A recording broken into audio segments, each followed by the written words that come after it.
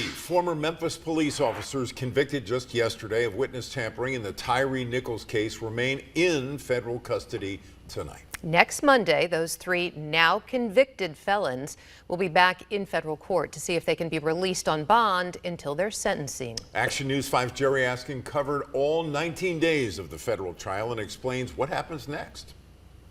No trial date is set. That'll be happen probably on October 24th, the next court setting.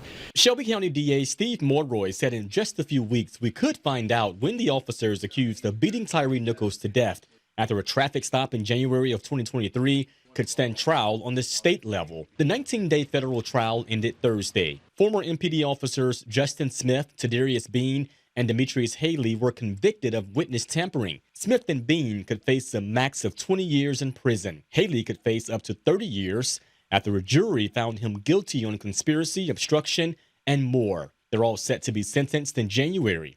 It'll be this December for former officer Emmett Martin III, and it's unclear on a sentencing date for Desmond Mills Jr. They both pleaded guilty on federal charges and testified as part of their plea deal in hopes of a shorter sentence. Though federal prosecutors are recommending up to 40 years in prison for Martin and up to 15 years for Mills on the state level. Now, all 5 officers have the same charges.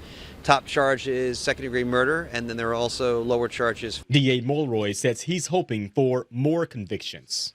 We all saw police officers having Tyre Nichols in custody and then beating him to death. And these are serious charges, and we're going to do everything we can to make sure that justice is done in this case.